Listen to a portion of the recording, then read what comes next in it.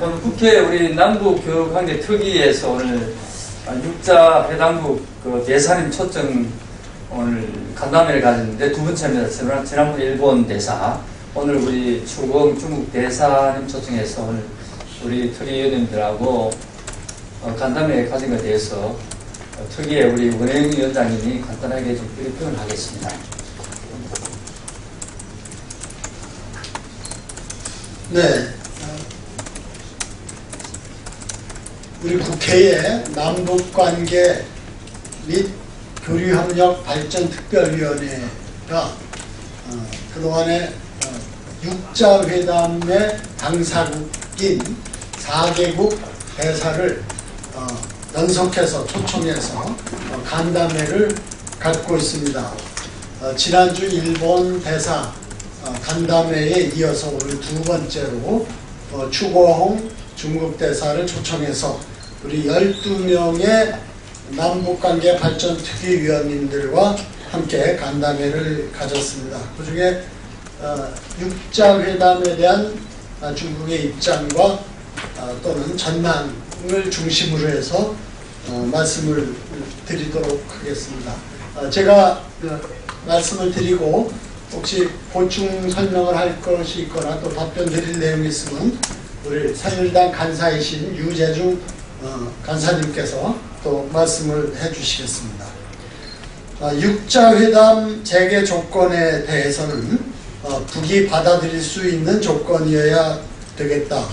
그리고 기본적으로 대화를 하지 않는 것보다 좋은 것이 아니냐. 대화 중 핵개발을 계속하면 북의 압력을 가할 것이다.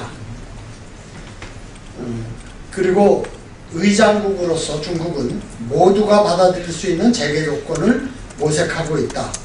또 육자회담의 단장국가로서 비공식적인 어떤 논의를 하는 것도 생각하고 있다. 중요한 것은 육자회담 재개는 미국과 남북한의 태도에 달려있다고 본다. 그리고 얘기를 했습니다. 이 육자회담이 시간 벌기로 악용되는 것이 아니냐 하는 질문에 대해서는 북한이 북핵 포기 의사가 전혀 없다면 육자회담 테이블에 참여할 이유가 없다. 그리고 북한은 비핵화는 김일성과 김정일의 유훈이라고 거듭 밝히고 있는데 이것은 명백히 북한이 밖으로 전달하는 메시지이다. 포기할 수 있다는 것을 담은 메시지이다. 이런 얘기를 하고 있습니다.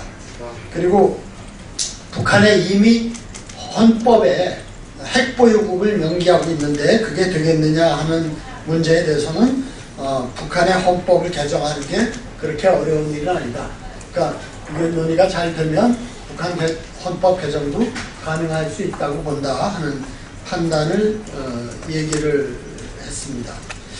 또 유엔에서 이번에 채택된 인권결의안이 안보위에 왔을 때 중국의 입장이 어떠하냐 하는 것에 대해서는 반대한다 하는 입장을 밝혔습니다. 중국은 기본적으로 인권 문제를 정치화하거나 압력 수단으로 하는 것에 대해서 반대하는 입장이다. 중국 자체가 인권 문제 정치화의 가장 큰 피해자다 하고 얘기를 했습니다. 그리고 이 봉쇄 정책의 효과에 대해서는 제재나 고립은 북핵 해결에 도움이 되지 않는다는 기본적인 입장을 밝혔고 만일 북한에 문제가 생긴다면 그것은 내부적 요인 때문이지 외부적 요인은 아닐 것이다 라는 판단도 밝혔습니다. 즉 제재나 고립을 통해서 북한에 심각한 문제가 발생하지는 않을 것으로 본다 하는 견해였습니다. 또 사드 배치 문제에 대해서는 우리 한국에 배치되는 사드가 사정거리가 2000km인데 이것은 미사일 방어 목적을 넘어서는 거리다. 이것은 한국의 사드 배치는 북이 아니라 중국을 목표로 한 것이라는 인상을 갖고 있다. 그렇게 밝혔습니다. 그런 얘기를 하면서 사드의 한국 배치를 명확히 반대한다는 입장을 표명한 바 있습니다. 또한 사드의 배치는 중한관계에 크게 손해를 끼칠 것이다 하는 우려도 밝혔습니다. 기술적으로도 북이 남한을 겨냥한다면 그 미사일은 원거리보다는 단거리 미사일일 것이기 때문에 실제로 북핵 방어, 북미사일 방어에는 효과가 없는 것이다 라고 저는 사드 미사일의 도입은 중국 안전 시스템에 해롭다. 중국을 명확히 반대한다. 또 중한관계에 크게 나쁜 영향을 끼칠 것이다 라는 입장을 분명하게 밝힌 바가 있습니다. 그리고 마지막으로 불법 어로 문제에 대해서는 해양경계를 확정하는 협상이 내년부터 시작되면 이러한 문제가 개선될 수 있을 것이다. 그리고 중국 입장에서는 지금 폭력으로 인한 인명 피해는 없어야 하겠다는 그런 입장을 밝힌 바가 있습니다.